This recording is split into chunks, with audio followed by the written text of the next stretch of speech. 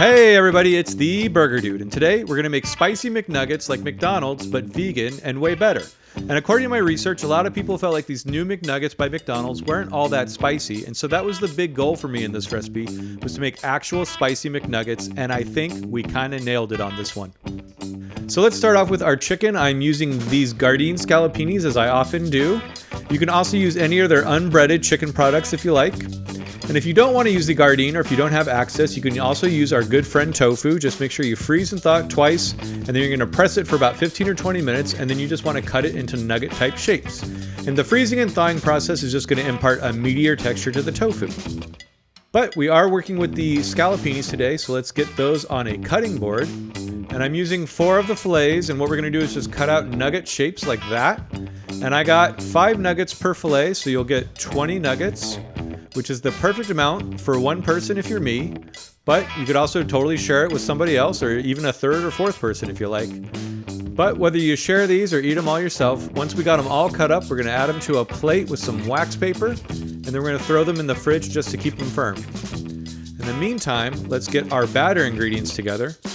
And this is a little bit different than what we usually do here at the Burger Dude. Usually we just make a dry and a wet, and we'll do a double dredge. But for these McNuggets, to get the right texture, we're going to just be doing a dry and then a wet. And instead of double dredging, we'll just be doing a single dredge to get that kind of trademark McNugget sort of texture. Speaking of trademark, we will also be using some MSG, because you best believe McDonald's uses MSG. And here we go. We've got the cayenne. I am adding a whole tablespoon, so if that feels like it's going to be too spicy for you, go ahead and just maybe half it or leave it out altogether. And now we're going to get our wet ingredients together. So we're going to start off with some unsweetened plant milk. And then one of the copycat recipes I saw, they used orange dye to get the orange coloring. And I thought, why don't we just use hot sauce? Because that'll make it look orange and it'll also make it spicier. So no orange dye is needed for this. We're also going to add 1 tablespoon of cayenne. I'm joking. We're going to add 2 tablespoons of cayenne.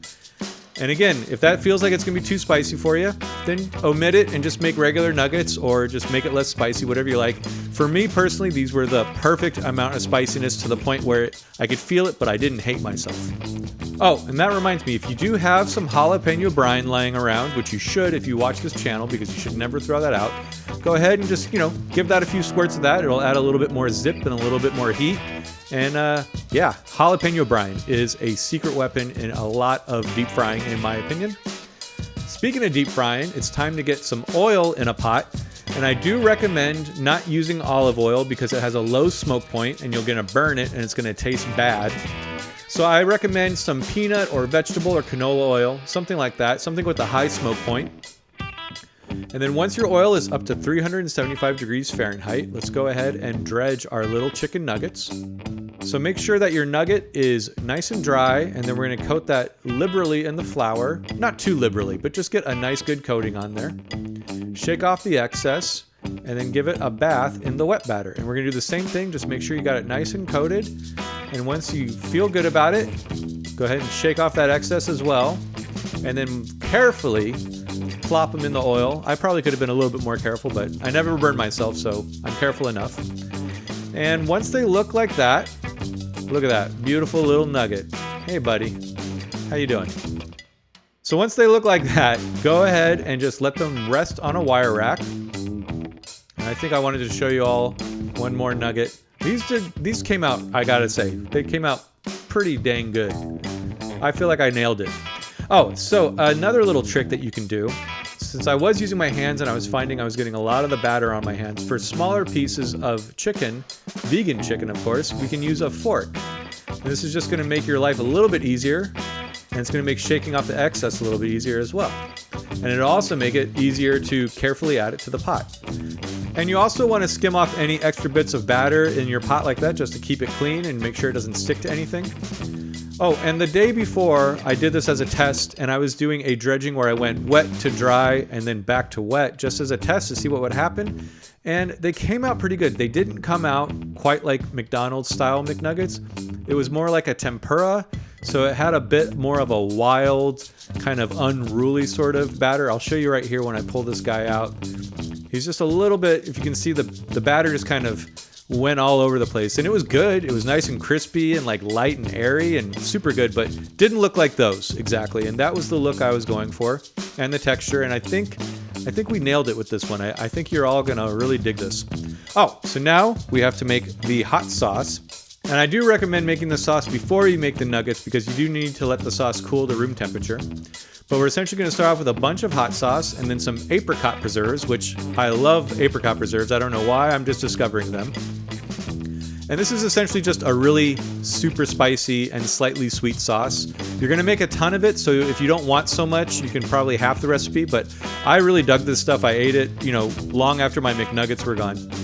But essentially all you need to do is just reduce this down until it's the consistency that you like, keeping in mind that it will thicken up quite a bit once it cools. But I cooked mine for about, 25, 30 minutes. I let it simmer and just kind of checked it and tasted it every now and then. I decided I wanted it to be a little bit sweeter, so I added some maple syrup. Again, just taste it, add more sweet or more. You probably don't want to add more spicy because it's basically just hot sauce with a little bit of spicy stuff in there.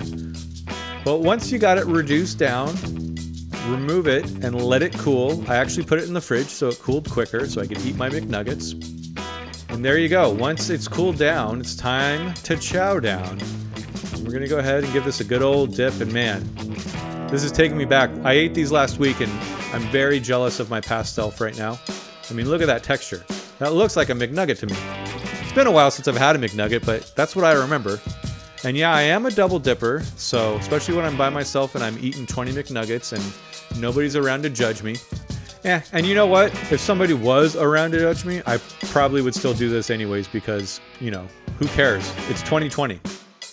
And that being said, if you want to get a little bit fancier, you could make a Chick'n McNugget Alfredo mac and cheese. And I'll go ahead and leave my Alfredo sauce in the description.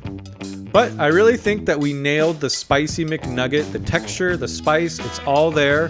From what I gathered, it's probably spicier than the real deal. So if you do make these, let me know how it went. And I hope you're all doing great, and I'll see you next week.